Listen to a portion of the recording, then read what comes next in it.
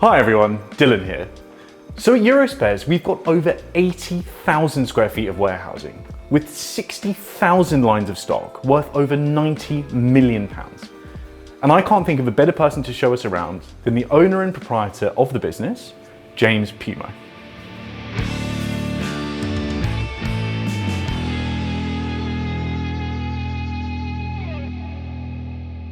Let's talk a little bit to the business itself. Like, what was the story behind it being founded? Because your dad founded it and then you took it over. But so what's the story?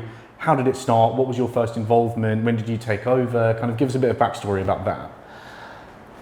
The business was formed, well, he was importing parts, Ferrari parts for the director at Greypool in the early 80s. Because he was going to Italy at that time. He was a hairdresser. He was actually importing hairdryers. Okay. It was a bit of a side hustle. And this David Clark from Greypool was like, oh, while you're there, do us a favour, go to here, pick up these bits, bring them back. And so he obviously got to know a load of contacts. And he was into his cars. At the time, he had Fiat Dinos and this, that and the other. So, yeah. Once he had a bit of a network of, he thought, fuck, I might as well do it myself, basically. And that was the seed, really. Yeah. And that was, I would say, that's 81, 82. Eurospares was formed in 85. Okay. So, and I joined in 88. And you were sort of whipping around, picking up bits from Italy and driving them back and all sorts? My job was, that time, was to drive to Italy and source just, I knew the contacts because I've been going there since I was 15 with him in the van. I knew where all the contacts were, and just word of mouth is because there was no internet. Of course. There was no sat nav even. So literally, you were just on the fly, just seeing what was around. And yeah, I mean, at the beginning, I couldn't even speak the language. So that was it was a good baptism of fire. It really was, because I was chucked massively in the deep end. But looking back, it was. It's a good way to learn the craft. Yeah, it was, yeah. And so when did you then take over? 97. Fine. And so what state was the business in when you took it over? And then what changes did you bring in? What were the kind of big transformations? That was like, I mean, it was still pre-internet. I mean, okay, the internet was out there, but, it wasn't as it is obviously now. I started at that point importing new Ferrari parts. Up until that point, it had only been... It'd only been what we can find. Yeah. Job lot here, this, that and the other. So it was quite... piecemeal? Yeah, it was really. I mean, it was obviously in these junior stages. And I think the first things was literally, how can we get more customers? Because the only way of advertising was, for us then, Exchange and Mart, Classic Car magazine, virtual magazines. And literally, it was very hard to get it out around the world, where now it's so easy. So you were quite limited of getting your shop window out, really. But yeah, I just think it was just, a lot of it was trial and error. Sure. Because I had no real back history or experience in, one, running a business, and two, where's this going? So I was just literally testing things. Yeah, that seems to work, and went on from there, really. And we were at a slightly smaller facility here in Halstead. Yeah, it was the other end of town, literally a mile and a half from here, on a very small industrial estate, like timber framed style units, where square footage then I would have said probably 3,000 to 5,000 square foot. Wow. So we're like 20 times that now. Yeah, I mean, I think we turn over what we turn over a week now is what we would have turned over a good year then. Wow. I mean, that's the difference. But then there's obviously a lot of reasons why there's a lot of differences too. Do you know what I mean? Of course. But yeah, it's. And so there was kind of a bit of a phoenix rising from the ashes moment, quite literally, because there was a bit of a fire at the old place. 2001. Yeah. So what happened there? On a Saturday, there was a body shop next door, and one of the employees of that body shop was welding up an old Sherpa van shitbox, and it had a fuel leak. Or no, the Mini next to it had a fuel leak. There was probably like 40 cars, and this was in the middle, so he couldn't get it. Literally, it just went up, and it wiped out probably about 8 businesses. We were literally next door. Being timber framed on a day like today, when it's hot with a bit of wind, literally Just sent it right up. it was to the ground. It was. I was playing golf literally 5 miles away, and I could see the smoke. My phone was lighting up. I was like, fucking hell. And I was walking to the car park, and next thing I was running, because literally it was like, I could see smoke. I thought, this doesn't look good. So yeah, I got there, and it was bad. I think there was flipping 50 fire. They were coming from all from Stansted fire engines. Yeah, it was bad. It was really bad, because obviously it had a lot of wheels of magnesium. You could just hear them keep exploding. Oh, seriously? Wow. Yeah, it was like fireworks. So that was quite a surreal moment. And it wiped out what percentage of the stock we had at the time? 85. It was a pretty serious. It was severe. It was severe. I mean, there was no top level. I remember going the next day, going up the stairs, and I felt so, because there was nothing. It was just sky. It was just top of the stairs, and you're so used to the layout of it for years, going up and knowing where everything is. That wasn't there anymore. No, it's completely heart-wrenching. But the reason I said that it was a bit of a phoenix from the ashes moment was because it was after that we started breaking cars for parts, wasn't it? Yeah, it was. No, absolutely, because at that point it was like, what do I do now? I've got no stock. There was a problem with the insurance, because at that time I'd built up a company repairing cars, selling cars, and that was doing quite well. It was next door to where the parts side was, and I got the broker in, the local broker who's always done inherited him from my dad. He'd always done our insurance, and I said, we need to up the premiums here, there, and everywhere. Not excessively, but it was a little bit out because it hadn't been looked at for a while. He wrote to me saying he'd done it. Day of the fire, I couldn't get hold of him. So that's weird, because I'm looking at other businesses and all their brokers are there. It's all right, our loss adjusters come in, and I'm standing on my own thinking, what's going on here? Do you know what I mean? I feel a little bit left out, and a little bit, something doesn't feel right. And he hadn't done it. So the insurance company said, you're not insured, basically. Literally worst case. It couldn't have got any worse. He said, you're going to have to sue the broker, and go from there. And it was that was a 2-year battle, but that was pretty poor, pretty bad. But from that, it was a case of having to reinvent. It was like a clean sheet of paper. Yeah. I managed to get another unit on this estate now, quite a small unit to start with. I salvaged what parts I had left, and then it was literally seat your pants stuff, because I'd cashed in on all the cars that I had at the time. I had a bit of a pot of money to go again.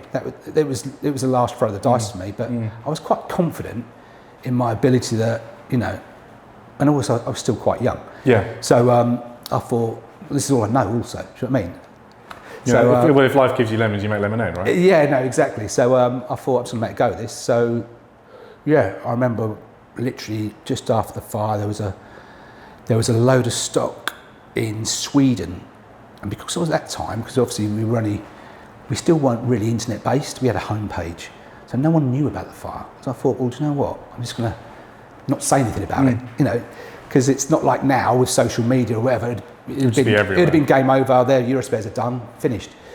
And a guy, it's an old dealership in Sweden, said, I've got a load of parts now, literally from the 70s, he used to race Daytonas, he was a bit of a boy. He said, I've got all these parts, and literally I'm moving to the south of France. Are you interested? Yeah, excellent.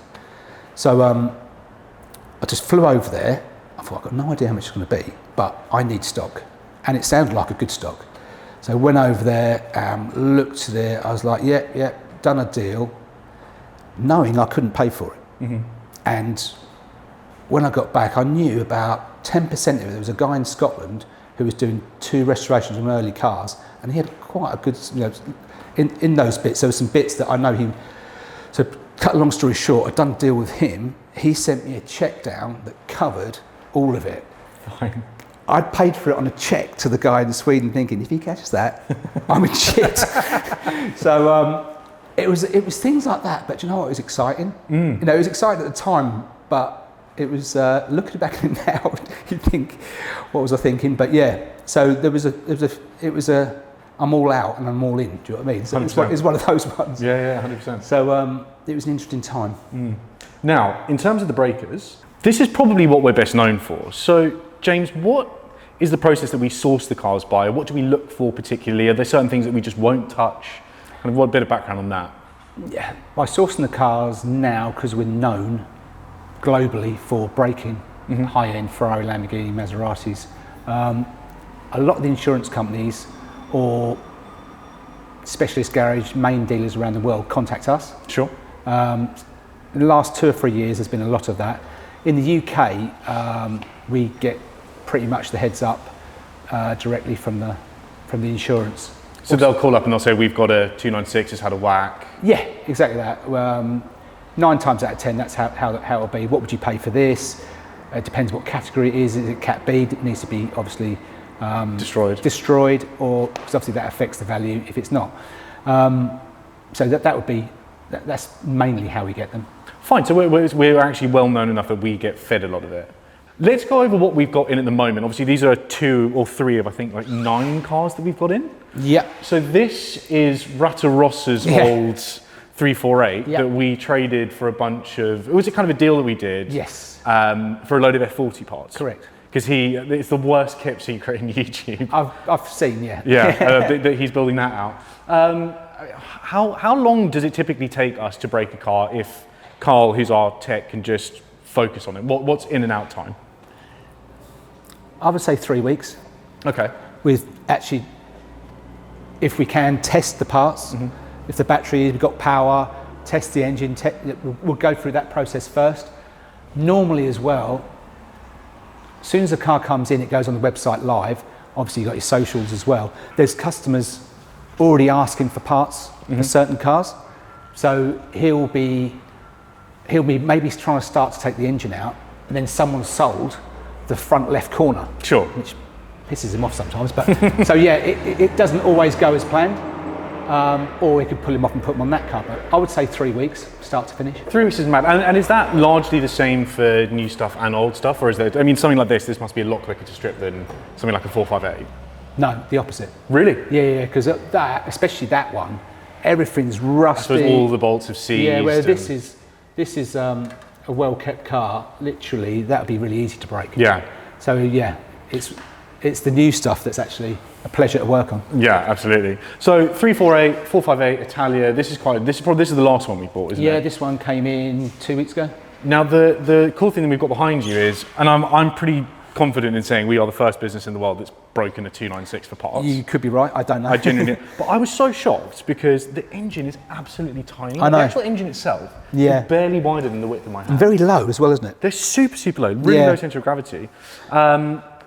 The reason that I bring this up particularly is that we have recently sent our technicians on hybrid training. Yes. Which now means that we can strip any car that Ferrari or Maserati or Lambo has ever produced. Like anything through a Revuelto we could do. We had a Grecali in that also would have been a problem. So yeah, exactly. And that had that huge wire hanging out the bottom, which was what spurred us on to do the hybrid training. So the big thing about breakers is that's obviously how we feed a lot of our used parts supply, if that makes sense. Yeah. But you were saying something earlier about traceability. That's quite an important part of the whole thing, right? So say 458 Italia, this 458, we've broken loads of these.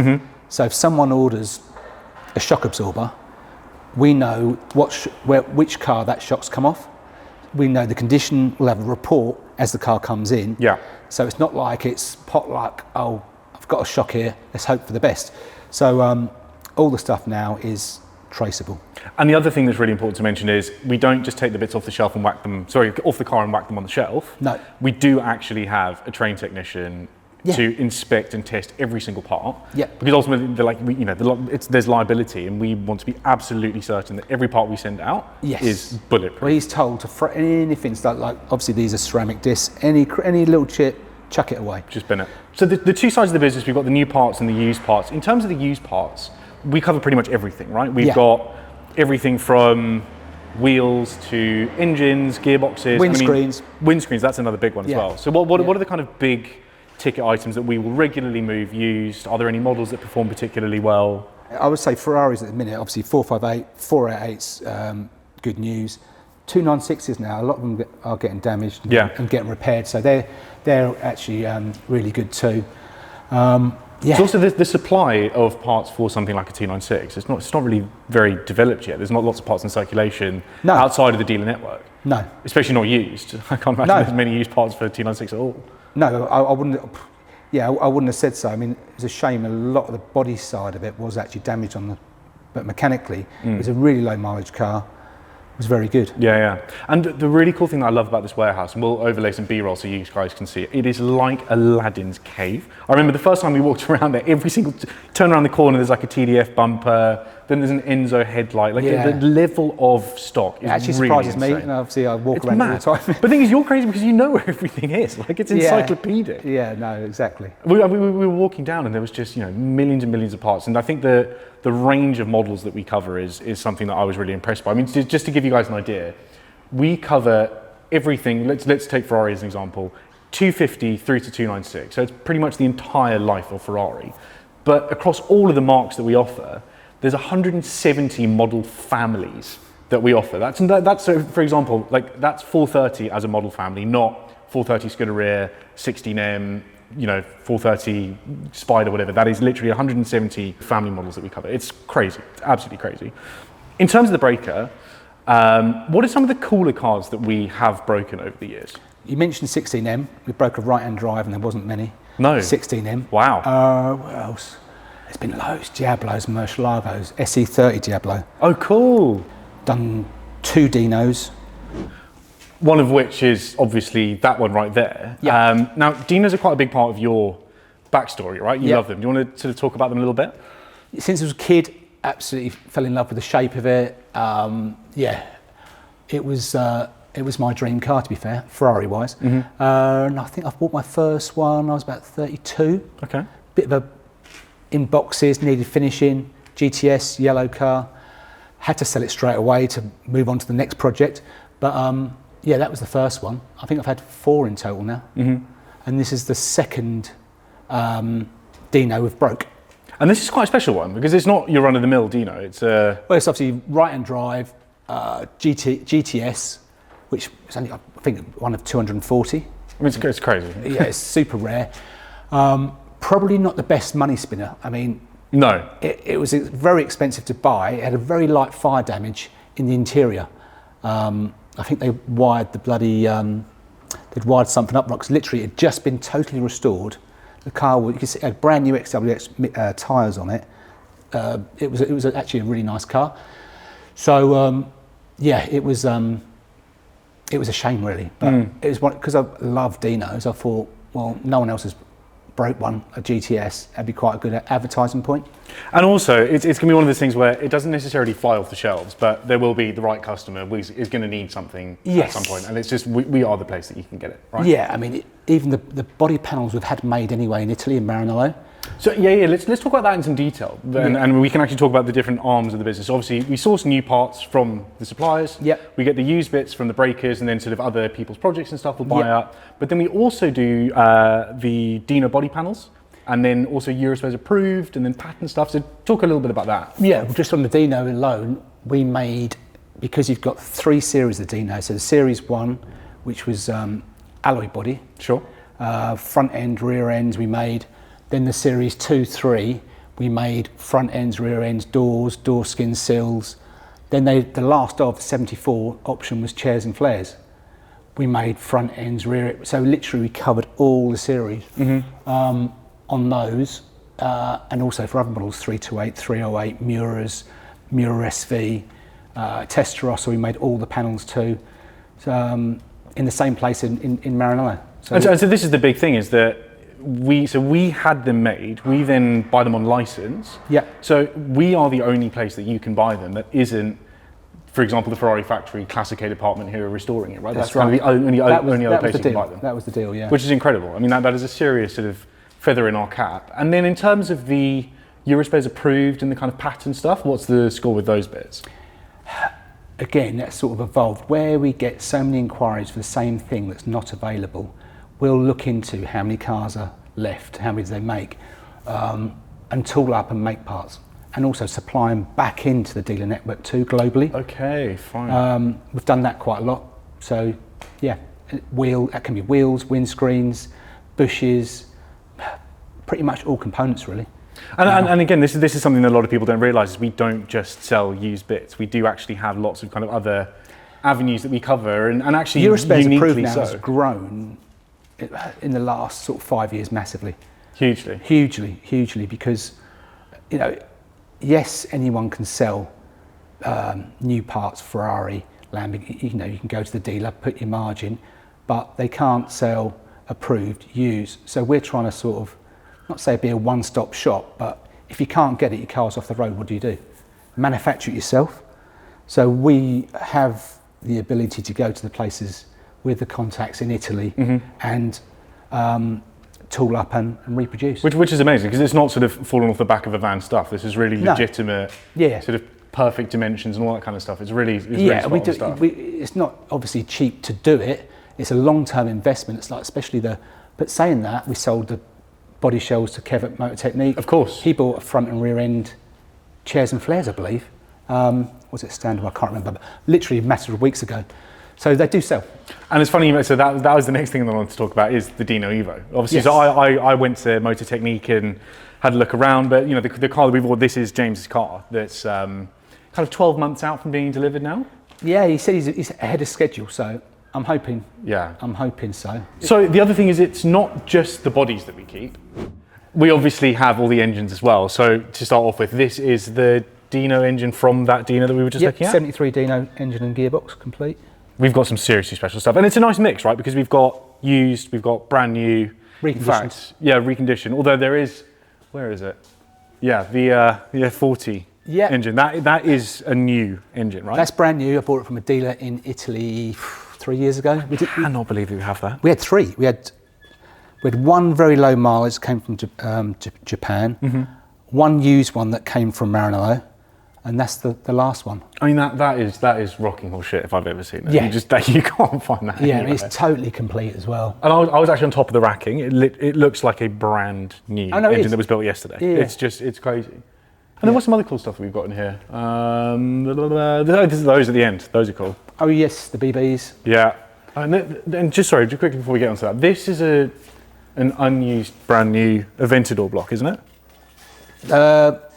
Two Aventadors, brand new, yeah. That's bonkers. That's refurbed. And then you've got Hurricanes, and that's Urus. Yeah, I mean, we're fully decked out. Yeah. Have we got any Murcielago engines? Yes. Because then we use... Here. Yeah, there we go. Yeah, I think... Diablo, no. But we have got Mura. No. We'd had? Did we not? I was buying we've got an Espada. Oh, okay. Different kettle of fish, but I was trying to buy a Mura engine, which was for sale, but that fell through. Yeah, Dan showed me the videos. The guy literally had it under a blue tarp, and he sort of plugged it into this machine outside and turned it over. Yeah. Madness. Heath Robinson. So this is a nice little set that we've got here, right? Yeah. So that one on the bottom right? 365 BB, engine, gearbox, totally rebuilt. Amazing. Then you've got 512 BB carb, brand new. Yeah. I bought that from a main dealer in Italy also. And then a BBI engine and gearbox, totally rebuilt. So that's the full boxer set. We've got 365 carb, 512 carb, and then 512 injection. And in that one, you've got a 512M, brand new in-cylinder crate from Ferrari engine. Wow. Two 328s, a couple of 348s, brand new. I mean, how do we end up with these things? Through dealers. So a dealer had a massive stock. I'd rather not say who it was. They were selling out to another massive group. Okay. And I managed to buy a massive. This was probably 12 years ago. And we've got an incredible set. Yeah. Now the reason we're here is obviously all of the body panels. We'll put some B-roll over for you guys to see. But for example, this is the Dino bodywork that we'd had made, for example. That's the chairs and flares rear end, which is super cool. Next to it is a Mura rear end. That's a Mura P400 or S. Brand new, unused, original from back in the day, and so's that one. Fine. So those are two actual period built body panels? That was hanging up in the wall at the factory, outside. Wow. And they were literally, I bought two, and I asked them to paint that one in obviously lime, my favourite for a Mura. That's lime the green, colour. so yeah. And then there's an Enzo door next to it. Enzo door, you've got an Enzo rear clam over there. Yeah. New. And there's actually another one over at the breakers as well. Yes. Hanging above the door. F40 rear clam. Yeah. And then front clam. Front clam F40, yeah. And then these are? So you've got the two versions of Mura. You've got SV and P400 front ends that we've had made. Fine. And these are the bits that we've had manufactured, Yes. the body panels in Italy that we were talking about. Fronts and rears we've got for those. There's another front over there. So this is probably my favourite bit of the warehouse because this is all the exhaust stuff. My least favourite of all the buildings because it's complete. Looks like a complete mess to me. But it's like Smaug's lair. Like it's just a pile of treasure. So this is all the OEM stuff. Obviously, we've got all sorts of sort of 458 and all kinds of Huracan and things. Yeah. We are the exclusive suppliers of Tubi in the UK. Yes. And have been since when? 2012. But obviously now we're getting you involved in the tuning now. That's exactly right. So a bit of background on me, it won't be my whole life story, but for the last couple of years I was selling exhausts for Ferrari, Lambo. I mean, there's a good chance that if you've got an 812 or an F12 with an exhaust in the UK, you bought it from me.